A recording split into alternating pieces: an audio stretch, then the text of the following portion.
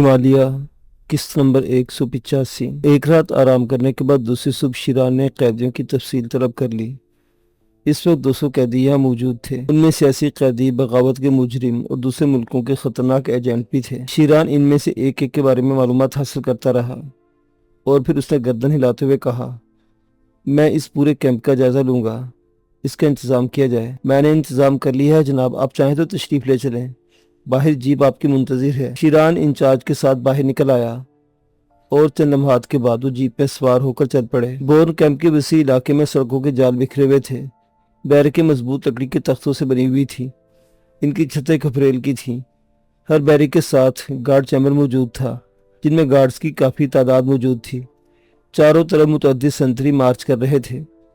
In charge Sheeran को बैरकों की कतारों के बारे में तफसीलात बताता जा रहा था। इन कैदियों से कोई काम भी रह जाता है? यहाँ इसकी गुंजाइश नहीं है। हाँ, अगर कहीं बाहर से कैदियों की मांग आ जाती है तो दूसरी बात है, लेकिन ऐसे तजर्बे कामयाब नहीं हुए। बोर्न कैंप में मौजूद कैदी आम नौयत के नहीं होते। ये अपनी ज़िंदगी पूरे कर चुके होते हैं और यहाँ इन्हीं से जिंदा रखा जाता है कि वो किसी के काम आ सकें। मसलन, शिरान ने पूछा, एक अहम शख्सियत को एक मखसूस ग्रुप के खून की ज़रूरत थी। एक कैदी के खून का ग्रुप मिल गया, इसके बदन से सारा खून निकाल लिया गया। एक कैदी की आंखें हमारे काम आ गई, बहुत से कैदियों के आज़ा काम आ चुके हैं। इस तरह ये लोग हमारे लिए कारामद होते हैं। उम्दा जगह है, शिरान ने मुस्कुराते हुए कहा। बहुत उम्दा जनाब, यहाँ कैदियों को कंट्रोल करने के लिए खुसूसी तदाबीर इख्तियार की गई हैं। सरकश कैदियों को हम खालों से बेनियाज कर देते हैं।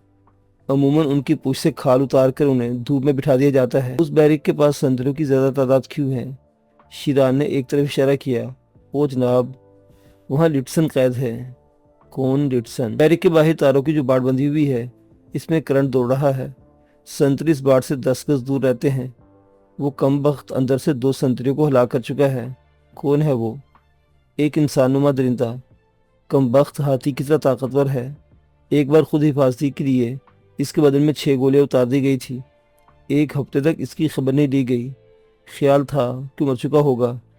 1 हफ्ते के बाद उसे देखा गया तो वो जिंदा था। उसने दांतों से बदन उधेड़ कर 2 गोलियां निकाल ली थी। बाकी 4 गोलियां इसके बदन में आज तक मौजूद हैं और अब वो बिल्कुल तंदुरुस्त है। वाह, इसे खाने पीने किस तरह देते हो? इसका बंदोबस्त कर लिया गया है। इसे 1 हफ्ते की खुराक पहुंचा दी जाती है और उस पर कम से कम 10 मुसल्लह अफराद अंदर जाते हैं। इसी के तर्ज के 2 मुजरिम यहाँ मौजूद हैं। ये तीनों हमारे दर्जे सर बने हुए हैं। रोको, शिरान ने कहा और इंचार्ज के कहने पर ड्राइवर ने जीप रोक दी। जनाब अली, क्या हुक्म है? इंचार्ज ने पूछा। लिटसन को बाहर बुलाओ। शिरान आहिस्ता से बोला। जी। इंचार्ज उछल पड़ा। तारों के अंदर से करंट खत्म कर दो, इसे बाहर निकालो। शिरान बोला, ये बेहतर ना होगा जनाब। इंचार्ज ने कहा। क्या नाम बताया तुमने अपना? शिरान ने गैर मुतवक्किल सवाल किया। फ्लैश करूं सर। सुनो मिस्टर फ्लैश, इस बात को ज़हन नशीन कर लो। मैं जो कुछ कहता हूँ उसकी तामील चाहता हूँ। इंचार्ज का चेहरा धुआं हो गया था। चंद लम्हात वो गोमगूकी में रहा और फिर उसने अपने करीब मौजूद शख्स से कहा, इंतजाम करो, उसे बाहर निकालो। इन लोगों के चेहरों पर सनसनी फैल गई थी। स्टीला ब्रॉन्सन आम औरतों से बहुत मुख्तलिफ नजर आती थी। बुलंद कामत और मजबूत हाथ पांव की मालिक।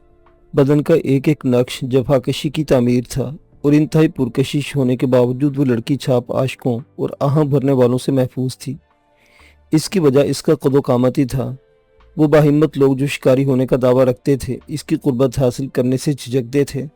अगर वो शिकार न बनी तो इन्हें खुद शिकार बनना पड़ेगा। इस तरह स्टीला बाज़ोकात बड़ी उलझनों से बच जाती थी।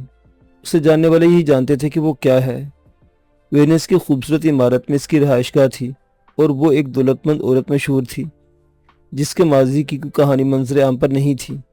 यूँ भी माजी से इसका रिश्ता बहुत पहले कट चुका था। शायद अब एक भी इंसान ऐसा नहीं था जो ये जानता हो कि स्टीला के अजदाद सुर्ख हिंदी थे और अमेरिका के जंगलों में उन्होंने पुर्तगाली मुहाजिरों के ख़ानदान तबाह किए थे। खुद स्टीला ने कभी अपना वतन नहीं देखा था। वो स्पेन में पैदा हुई थी और वेनिस में आबाद हो गई थी। वेनिस में इसका मुख्तसर ख़ानदान दौलतमंद घरानों में शुमार होता था, लेकिन इसके कंजूस बाप को दुनिया की आबादी में इजाफा करने और इसी हिसाब से दौलत जमा करके तिजोरियों में बंद करने के अलावा किसी चीज़ से दिलचस्पी नहीं थी। इन दोनों चीज़ों में वो सिर्फ दौलत का हिसाब रखना पसंद करता था। اپنے گھر کی بڑھتی آبادی کبھی اس کے لیے باعث دلچسپی نہیں رہی تھی اور بعض اوقات وہ بچوں کے نام اور ان کی تعداد بھی بھول جاتا تھا۔ اس طرح اس کی اولاد اس سے بہت دور تھی۔ اسٹیلا اس وقت صرف 13 سال کی تھی اور کانوینٹ میں پڑھتی تھی جب ایک جرائم پیشہ گروہ کے چند افراد نے اسے اغوا کر لیا اور اس کی رہائی کی اس کے باپ سے ایک بڑی رقم طلب کی، لیکن یہ ان کی حماقت تھی۔ کنجوس کروڑ پتی باپ سے انہیں ایک پیسہ وصول نہیں ہوا۔ انہوں نے بڑے سکون سے جواب دیا تھا، تم لوگوں کا شکریہ، تم نے میری ذمہ داریوں میں سے کچھ میں کمی کی ہے، میں تمہارا شکر گزار ہوں۔ 13 سالہ لڑکی نے اپنے باپ کے الفاظ ٹیلی فون پر اپنے کانوں سے سنے تھے اور اس کے دل میں اپنے باپ کے لیے شدید نفرت پیدا ہو گئی تھی۔ اس نے اپنے اغوا کرنے والوں سے کہا، بہتر یہ ہے کہ تم لوگ وقت ضائع کے بغیر مجھے قتل کر دو۔ اگر ایسا نہیں کرنا چاہتے تو میری رہنمائی قبول کرو، میں تمہیں ایسی جگہوں کے پتہ بتا سکتی ہوں جہاں اس دولت مند کی دولت پوشیدہ ہے۔ تم اپنی مطلوبہ رقم حاصل کر لو، لیکن میری بھی ایک شرط ہے۔ وہ کیا؟ اس سے پوچھا گیا۔ تم لوگ مجھے اپنی ساتھی کی حیثیت سے قبول کر لو۔ اس کی شرط مان لی گئی اور اس نے اپنا وعدہ پورا کیا۔ بعد کی زندگی میں اس نے اپنے خاندان کی شکل بھی نہیں دیکھی۔ اس کی دنیا ہی بدل گئی تھی۔ گروہ میں وہ نمایاں کارکردگی کی حامل رہی تھی اور پھر اس گروہ کے 6 سربراہ اس سے اختلاف کی بنا پر اس کے ہی ہاتھوں مارے گئے۔ پھر گروہ ختم ہو گیا اور اسٹیلا نے جرائم کی زندگی کے نئے راستے تلاش کر لیے، اور اب وہ بہت کچھ تھی۔ یہ بات صرف وہی جانتے تھے جن کا اس سے واسطہ رہ چکا تھا۔ دوسرے لوگوں کو اس کے بارے میں کچھ نہیں معلوم تھا۔ عام زندگی میں اب وہ جرم نہیں کرتی تھی، بلکہ اس نے ایک خاص طریقے سے زندگی کو تبدیل کر دیا تھا اور پچھلے 2 ماہ سے مکمل تعطل کی زندگی گزار رہی تھی۔ لیکن اچانک ہی اسے مصروف ہونا پڑا اور خفیہ احکامات ملنے کے بعد آج سے اس نے اپنے کام کا آغاز کر دیا تھا۔ کلائی پر بندھی ہوئی خوبصورت گھڑی میں اس نے وقت دیکھا اور اپنی انگلیوں میں دبی ہوئی سگریٹ ایش ٹرے میں مسل کر اٹھ کھڑی ہوئی۔ اب وہ صرف مستعد نظر آ رہی تھی۔ ایک ڈریسنگ الماری سے اس نے چمڑے کی سیاہ جیکٹ اور حسین تراش کی چست پتلون نکالی اور اسے پہن کر اسی الماری کے نچلے خانے سے چھوٹے سائز کی ایک جدید سب مشین گن نکال کر جیکٹ کے اندر پوشیدہ کر لی۔ وینس کی مشہور زمانہ بریوڈی فائٹو تک پہنچنے کے لیے اس نے اپنی کار کے بجائے ٹیکسی استعمال کی تھی۔ ٹیکسی نے اسے نہر کے پاس چھوڑ دیا تھا۔ چوڑا زینہ آگے جا کر پانی میں ڈوب جاتا تھا۔ وہ انتظار کرتی رہی۔ رات کے 10 بجنے میں چند منٹ باقی تھے۔ اس نے سامنے نگاہ دوڑائی۔ ایک موٹر بوٹ اسی طرف چلی آ رہی تھی۔ چند منٹ کے بعد چھوٹی سی لانچ سیمنٹ کی دیوار سے لگ کر کھڑی ہو گئی۔ ویل پر ایک پستہ آدمی کھڑا تھا۔ اس کے چہرے پر گھنی داڑھی تھی اور سر پر ملاحوں کی مخصوص طرز کی ٹوپی پہنے ہوئے تھا۔ وہ نرم لہجے میں اسٹیلا سے مخاطب ہو کر بولا، سینورا۔ اسٹیلا نے کوئی جواب نہ دیا اور محتاط نگاہوں سے ادھر ادھر دیکھتی رہی۔ اندھیرے سے نکل کر لانچ پر سوار ہو گئی۔ سامنے ایک نشست پر بیٹھ کر ڈرائیور کی طرف دیکھا اور بولی، تم جانتے ہو تمہیں کہاں جانا ہے؟ سان اسپریٹو سینورا۔ ڈرائیور نے سر ہلا کر کہا، ٹھیک ہے چل پڑو۔ یہ ایک طرح کے کوڈ ورڈز تھے، البتہ مختلف لانچوں، فیری اور موٹر بوٹس پر جھلملاتی ہوئی زرد، سرخ اور سبز روشنیاں زندگی کا پتہ دے رہی تھی۔ لانچ چلانے کے دوران ڈرائیور نے ایک بار بھی مڑ کر اس کی طرف نہیں دیکھا۔ اس کی نظریں سامنے جمی ہوئی تھیں اور وہ بڑی خاموشی سے لانچ چلا رہا تھا۔ اس وقت تقریباً 10:30 بجے تھے کہ ڈرائیور نے لانچ ایک دوسری نہر کے کنارے کھڑی کر دی اور اسٹیلا کی طرف مڑ کر گردن خم کرتے بولا، ہم اپنی منزل پر پہنچ گئے ہیں سینورا۔ گڈ، اسٹیلا نے آہستہ سے جواب دیا اور پھر وہ لانچ میں بیٹھے بیٹھے کناروں پر بنی عمارت کی جانب نگاہیں دوڑانے لگی۔ اسے ایک مخصوص عمارت کی تلاش تھی۔ چند لمحات کے بعد اس نے ڈرائیور کی طرف رخ کر کے کہا، وہ سامنے کی پہلی عمارت ہے۔ جواب میں ڈرائیور نے بھی سر ہلا دیا اور لانچ کی رفتار بہت سست کر کے سیمنٹ اور اینٹ کی بنی ہوئی دیوار کے ساتھ ساتھ چلنے لگا۔ پھر ایک چھوٹے سے پل سے گزرنے کے بعد وہ کنکریٹ کے ایک پلیٹ فارم پر پہنچ گیا جس کے کنارے پر ایک چھوٹی سی عمارت کھڑی تھی۔ یا اس نے لانچ کا انجن بند کر دیا اور لانچ کے رکتے ہی اسٹیلا اپنی جگہ سے کھڑی ہو گئی۔ تمہیں انتظار کرنا ہے، اس نے کہا اور ڈرائیور نے ایک بار پھر سینے پر ہاتھ رکھ کر گردن خم کر دی۔ اسٹیلا پلیٹ فارم سے گزر کر عمارت کے سامنے پہنچ گئی اور پھر اس نے عمارت کے بند دروازے کے کنڈے کو زور زور سے ہلایا۔ اس کی آواز سناٹے میں دور دور تک پھیلتی چلی گئی تھی۔ چند لمحات سکوت طاری رہا اور پھر اندر سے ایک بھرائی آواز آئی، کون؟ اسٹیلا برونسن، دروازہ کھولو، اسٹیلا نے کہا اور اندر سے بولٹ سلکنے کی آواز آئی۔ اس کے فوراً بعد تالے میں چابی گھوم گئی اور پھر دروازہ اندر سے کھل گیا۔ اسٹیلا اندر داخل ہو گئی۔ اس سے 3 فٹ کے فاصلے پر ایک لمبے قد کا معمر آدمی کھڑا ہوا تھا جس کے ہاتھ میں دبے ہوئے ریوالور کی نال اسٹیلا کے سینے کی طرف اٹھی ہوئی تھی، اور اس کے پیچھے رنگے ہوئے ہلکے سنہری بالوں والی ایک خوبصورت لڑکی کھڑی ہوئی تھی جس کے چہرے پر گھبراہٹ اور پریشانی کے آثار نمایاں تھے۔ यूँ महसूस होता था जैसे वो दहशत के मारे बेहोश हो जाएगी। ओके ओके, रिवॉल्वर जेब में रख लो, सीला ने मुअम्मर आदमी से मुखातिब होते हुए कहा, और फिर इस जगह का जायजा लेने लगी जहां वो मौजूद थी। ये एक राहदारी थी जो मकान के अंदरूनी हिस्से की जानिब जाती थी। इस वक्त राहदारी में मध्यम रोशनी हो रही थी और फजा में मछली और दूसरी सड़ी चीजों की बदबू फैली हुई थी। दरमियानी उम्र के आदमी और लड़की के करीब ही 3 बड़े और फूले हुए सूटकेस रखे हुए थे। इनमें क्या था, इससे स्टीला को कोई सरोकार नहीं था। डार्लिंग, क्या ये सब ठीक है? लड़की की आवाज़ सुनाई दी। वो वाकई बहुत घबराई हुई मालूम होती थी। बिला बिला चेहरा और बड़ी बड़ी आंखों से खौफ साफ नुमाया हो रहा था। स्टीला ने इसका जायजा लिया। बिलाशुबा हसीन और पुरकशिश लड़की थी, लेकिन इसे अतराफ की चीज़ों से कोई दिलचस्पी मालूम नहीं होती थी। दरमियानी उम्र के आदमी ने लड़की की तायद करते हुए कहा, वो अभी रवाना होने वाले हैं। फिर स्टीला से मुखातिब होकर कहा, मुझे मालूम नहीं था सियोना कि मुझे लेने के लिए कोई खातून आएगी। बहुत सी बातें ऐसी होती हैं जिन्हें मालूम नहीं किया जा सकता, स्टीला ने जवाब दिया, और फिर करीब खड़े हुए सूटकेसों की तरफ इशारा करके बोली, ये तुम ही लोगों को उठाने हैं। दरमियानी उम्र के आदमी ने खज्जल होकर दोनों सूटकेस उठा लिए और सूटकेस इसने अपने साथी लड़की के हाथ में थमा दिया। अंदाजा लगा चुका था कि जिस शख्सियत को इसकी मदद के लिए भेजा गया है वो कोई आम शख्सियत नहीं, बल्कि इसमें दूसरों को मसूर करने की कुव्वत है और शायद किसी से मुतासिर भी नहीं होती। सूटकेस वजनी था, लड़की से उठाते हुए खासी मुश्किल महसूस कर रही थी, और जब चंद कदम चलने के बाद स्टीला ने महसूस किया कि लड़की की वजह से आगे बढ़ने की रफ्तार सुस्त रहेगी, तो इसने एक तंज़िया मुस्कुराहट के साथ सूटकेस लड़की के हाथ से ले लिया। इसका दिल चाहता था कि लड़की पर कुछ जुमले कसे, लेकिन इसे मौजूदा सूरत हाल के तहत ये बात मुनासिब मालूम नहीं हुई थी। वो बाहर निकल आई और इन दोनों के साथ आगे बढ़ती हुई मोटर बोट के करीब पहुंच गई। इसकी मोहतात निगाहें चारों तरफ का जायजा ले रही थी। लड़की ने मुतशक्किराना निगाहों से उसको देखा, लेकिन दफतन स्टीला संभल गई। इसे पुल के करीब चंद साए हरकत करते नजर आए और दूसरे लम्हे इसके उजलात में खिंचाव पैदा हो गया। इसने फुर्ती से सूटकेस सीधे हाथ से उल्टे हाथ में मुंतकिल किया और जैकेट की जेब से सब मशीन गन निकालकर हाथ में ले ली। इसने देखा कि साए पुल से अलहदा होकर किसी वाज़ेह शक्ल के बगैर आहिस्ता आहिस्ता सीमेंट की दीवार की तरफ बढ़ रहे थे, और फिर इसे एक और मोटरबोट नजर आई जो इसी पुल की दीवार के साथ लगी हुई थी। लेकिन मोटरबोट को देखते ही वो बुरी तरह उछल पड़ी। इसने इंतहाई फुर्ती से हाथ में पकड़ा हुआ सूटकेस घुमाकर मोहम्मद शख्स के चेहरे पर दे मारा। मोहम्मद शख्स इस हरकत के लिए तैयार नहीं था, लेकिन सूटकेस उचड़ता हुआ इसके चेहरे पर लगा था और यही चीज इसके लिए मुसीबत बन गई थी। वो संभलने में ना पाया था कि मोटरबोट से गोलियों की बौछार शुरू हो गई।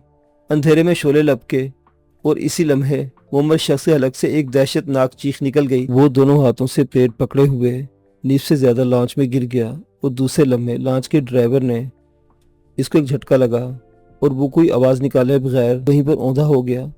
गोलियों की एक और बौछार आई और सीमेंट की दीवार से ईंट के बेशुमार टुकड़े उखड़ गए। स्टीला को अंदाजा लगा कि मोहम्मद शख्स या लड़की का क्या हशर हुआ, लेकिन सूरत हाल खौफनाक थी।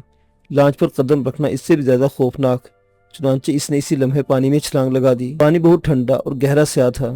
तेल, मछली और दूसरी गलाजत से अटे हुए बदबूदार पानी ने स्टीला का सांस एक लम्हे के लिए बंद कर दिया, लेकिन वो गहरा गोता लगा गई और अंदर अंदर तैरती हुई नहर की दूसरी समझ चल पड़ी। इसने गन जैकेट की जेब में महफूज कर ली थी और अंधों की मानिद पानी को पीछे धकेलती हुई आगे बढ़ रही थी।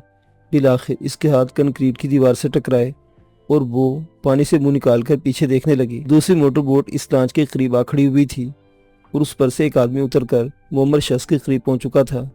स्टीला ने देखा, इस शख्स ने दोनों सूटकेस उठाकर अपनी मोटर बोट में रखे। तीसरा सूटकेस जो स्टीला के हाथ में था शायद पानी में गिर गया था। स्टीला ने रात की तारीकी के बावजूद अपनी तेज निगाहों से देख लिया कि इस शख्स के हाथ में अभी तक मशीन गन दबी हुई थी। पहला आदमी शायद तीसरा सूटकेस तलाश कर रहा था। बोट में खड़े हुए आदमी की निगाहें चारों तरफ रक्स कर रही थी और शायद इसने स्टीला को देख लिया।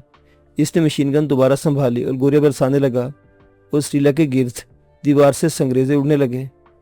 इसने एक बार फिर गोता लगाया और अंदर ही अंदर हाथ पांव मारती हुई उस तरफ वापस जाने लगी जिधर से तैर कर यहाँ आई थी। इस वक्त इसे अपने ऊपर बोट के इंजन की आवाज़ सुनाई दी। वो दूसरी बोट शायद वापस जा रही थी। इस हंगामा खेज कैफियत में स्टीला को कोई फौरी फैसला करने में खासी मुश्किलात पेश आ रही थी। इसने किनारे पर सर उभारा तो बेशतर करीबी इमारतें रोशन हो चुकी थी और मुतअद्दिद चेहरे हैरत और मुतजस्सिस से खिड़की से बाहर झांक रहे थे। इस लांच की जलती हुई रोशनियां अब काफ़ी दूर नजर आ रही थी जिससे ये कार्रवाई हुई थी। اسٹیلا نے پانی سے باہر سر نہیں نکالا بلکہ نہایت ایستگی سے پہلے وہ لانچ میں اتر گئی۔ اس نے معمر شخص کو دیکھا جس کے پیٹ میں تقریباً 6 گولیاں لگی تھیں اور اس کا پورا پیٹ ادھر کر باہر آ گیا تھا۔ ڈرائیور کے حلق میں 2 گولیاں پیوست ہوئی تھی۔ پورے ڈیک پر خون پھیل گیا تھا اور فرش خون سے پھسلوان ہو رہا تھا۔ اسٹیلا کی آنکھوں میں غصے کی شدید چمک پیدا ہو گئی۔ اس نے متجسس نگاہوں سے چاروں طرف دیکھا اور پھر اسے اپنا وہ سوٹ کیس ایک سمت پڑا ہوا نظر آ گیا جس سے وہ اٹھا کر لائی تھی۔ غالباً یہ لوگ اسے تلاش کرنے میں ناکام رہے تھے۔ اس نے اپنا سوٹ کیس اٹھایا اور چھلانگ لگا کر لانچ سے باہر نکل آئی اور پھر برق رفتاری سے اسی عمارت کی طرف دوڑنے لگی۔ عمارت کا دروازہ کھلا ہوا تھا۔ لڑکی کا کہیں پتہ نہیں تھا، نہ جانے وہ کہاں چلی گئی تھی۔ اس کے ہونٹ سختی سے بھینچ گئے۔ وہ دروازے سے نکل کر عمارت کے بغلی حصے میں آ گئی اور پھر اس نے عمارت کا ایک ایک چپا دیکھ ڈالا، لیکن لڑکی کا کہیں پتہ نہیں تھا۔ اس کام میں خاصی دیر صرف ہو گئی تھی۔ دفتن اس نے کچھ آہٹیں سنی اور وہ ایک دم محتاط ہو گئی۔ یہ آہٹیں ایک سے زیادہ انسانی قدموں کی تھی۔ اسٹیلا کو خطرے کا احساس ہو گیا۔ وہ ایک لمحے تک کچھ سوچتی رہی۔ اس وقت ان لوگوں سے بھیڑنا مناسب نہیں تھا، چنانچہ وہ تیزی سے عمارت کے بیرونی برآمدے کو پھلانگ کر باہر نکل آئی اور اسے پھلانگتے ہوئے شاید دیکھ لیا گیا، چنانچہ بے شمار قدم اس کے تعاقب میں دوڑ پڑے۔ وہ لوگ اس کے تعاقب میں دوڑتے چلے آ رہے تھے، لیکن اسٹیلا کے لیے اب رکنا کس طرح مناسب نہیں تھا۔ کافی دور آنے کے بعد وہ رکی اور سانس درست کرنے لگی۔ تھوڑے ہی فاصلے پر ایک بڑا مجسمہ ایستادہ تھا جس کے نیچے گہری تاریکی تھی۔ اسٹیلا نے سوٹ کیس مجسمے کے قدموں میں رکھا اور وہیں کھڑی ہو گئی۔ اس کے ذہن میں متعدد خیالات رقصہ تھے۔ چہرے سے خوفزدہ اور زرد نظر آئی ہوئی لڑکی در حقیقت اتنی احمق نہیں تھی۔ اس نے اپنے بچاؤ کے لیے بندوبست کر لیا تھا، ورنہ وہ خود بھی ان گولیوں کی زد میں ضرور آ جاتی۔ اگر ایسا نہ ہوتا تو یقینی طور پر اس کی لاش بھی آس پاس ہی موجود ہوتی، یا کم از کم وہ کہیں چھپی ہوئی نظر آ جاتی۔ یقیناً اس تمام کارروائی میں لڑکی کا بڑا ہاتھ ہے۔ یہ سوچتے اس کی آنکھوں میں خون اتر آیا اور غصے سے اس کی کنپٹیاں چٹکنے لگیں۔ شاید یہ پہلا موقع تھا کہ وہ اپنی ذمہ داری پوری کرنے میں ناکام رہی۔ اس پر بے حد اعتماد کیا جاتا تھا اور جو کام اس کے سپرد کر دیا جاتا اس کے لیے وہ لوگ یہ یقین رکھتے تھے کہ اس کی تکمیل یقینی ہوگی، لیکن اس بار وہ اپنے کرم فرماؤں کے سامنے شرمندہ ہو گئی تھی۔ معمر شخص کا قتل اس کی پیشہ ورانہ صلاحیتوں پر ایک بدنما داغ تھا۔ اس کے جبڑے بھینچ گئے اور گردن کی رگیں ابھر آئیں۔ کپڑے پانی میں بھیگ کر اس کے بدن سے چپک گئے تھے۔ اس کے ساتھ ہی ساتھ سرد ہواؤں نے اس کے کپڑوں سے گزر کر اس کے بدن کو گدگدانا شروع کر دیا تھا۔ خاصی سخت سردی تھی۔ تھوڑی دیر تک وہ خاموش رہی اور پھر ادھر ادھر نگاہیں دوڑانے لگی۔ اسے تلاش کرنے والے اس کی تلاش کی کوششوں میں ناکام ہو کر واپس چلے گئے تھے۔ تھوڑی دیر اسٹیلا یہ اندازہ لگاتی رہی کہ آس پاس کہیں کچھ چھپا ہوا اس کے باہر نکلنے کا انتظار تو نہیں کر رہا، کیونکہ اس کے امکانات تھے، اور جب ایسا نہ ہوا تو وہ سوٹ کیس وہاں سے اٹھا کر آگے بڑھ گئی۔ لباس تبدیل کرنے کا کوئی طریقہ کار نہیں تھا سوائے اس کے کہ اسے برداشت کیا جائے۔ تقریباً آدھ فرلانگ چلنے کے بعد اسے ایک بار کے نیون سن جگمگاتے نظر آئے۔ اس حالت میں بار میں داخل ہونا خطرناک بھی ہو سکتا تھا، اور خاص طور سے اس شکل میں کہ اس کے پاس ایک سوٹ کیس بھی موجود تھا، لیکن اس کے علاوہ اور کچھ کیا نہیں جا سکتا تھا۔ 2-4 بیگ بدن میں اتار کر بدن گرم کیا جائے۔ چنانچہ وہ سوٹ کے ساتھ میں لیے ہوئے بار میں داخل ہو گئی۔ چھوٹی سب مشین گن اس کی جیکٹ میں محفوظ تھی، اور اگر اسے تلاش کرنے والے اس بار تک پہنچ جاتے تو شاید اس وقت انہیں زندگی کے بڑے خسارے سے دوچار ہونا پڑتا۔ اسٹیلا نے تیز نگاہوں سے چاروں طرف دیکھا اور پھر کاؤنٹر پر پہنچ کر اپنے شراب طلب کی۔ شراب کے 2-3 پیگ حلق میں اتارنے کے بعد اس نے ادھر دیکھا۔ تھوڑے فاصلے پر ٹیلی فون بوتھ بنا ہوا تھا۔ وہ ٹیلی فون بوتھ میں پہنچ کر ایک نمبر ملانے لگی۔ سوٹ کیس اس وقت اس نے اپنے ہاتھ ساتھ رکھا ہوا تھا۔ چند لمحات کے بعد دوسری طرف سے رابطہ قائم ہو گیا اور آواز سنائی دی، ہیلو، کون ہے؟ Stella Brunson. او خیریت، کیا بات ہے؟ کھیل کا پانسا پلٹ گیا ہے؟ کیا مطلب؟ دوسری طرف سے آواز آئی اور اس نے ساری تفصیل دہرا دی۔ چند لمحات دوسری طرف سے سنتی رہی، پھر اس نے پوچھا گیا، تم تو خیریت سے ہو اسٹیلا؟ ہاں میں ٹھیک ہوں، اسٹیلا نے تلخ لہجے میں کہا، پھر آہستہ سے بولی، مجھے ان دونوں کے بارے میں کوئی تفصیل نہیں بتائی گئی۔ اس کی ضرورت نہیں سمجھی گئی تھی سینیورا۔ یہ سمجھا گیا تھا کہ تم ہمیشہ کی طرح اپنا کام انجام دینے میں کامیاب ہو جاؤ گی، اور یہ بھی ضرور سوچا گیا ہوگا کہ دوسرے لوگ اس کام کی انجام دہی میں رکاوٹ بن رہے ہوں گے۔ ہاں، کیوں نہیں، لیکن تم سے قائم کی ہوئی توقعات ہمیشہ شاید پہلی بار ناکام رہی ہیں۔ میں بھی انسان ہوں، کوئی بات نہیں، ظاہر ہے جو کچھ ہو چکا ہے اس کے سلسلے میں کچھ کہا نہیں جا سکتا اور نہ کیا ہمارے لیے اور کوئی خدمت۔ ہاں، مجھے اس لڑکی کے بارے میں بتایا جائے جو اس معمر شخص کے ساتھ تھی۔ وہ کیا اس سے کوئی خاص؟ मैं पूरी तफसील बता चुकी हूँ। पहले मुझे इस बात का जवाब दिया जाए कि आप कोई जिम्मेदार शख्सियत हैं। हाँ, यही समझा जाए मिस्टर सिस्ला, मुझे सूरत हाल का इल्म है। तो फिर मुझे मेरे काम के बारे में तफसील क्यों नहीं बताई गई? कितना कह देना काफ़ी था कि इन 2 अफराद को वहाँ से निकाल लिया जाए। हाँ, यही कह देना मुनासिब समझा गया था। बहर तौर अब ये बताइए कि आप इस हिस्से में क्या करना चाहती हैं। बात सिर्फ इसकी नहीं कि मैं अपनी इस कोशिश में नाकाम रही, बल्कि मुझे भी महसूस होता है जैसे मेरी शिकस्त की वजह वो लड़की है जो मोहम्मद शख्स के साथी थी।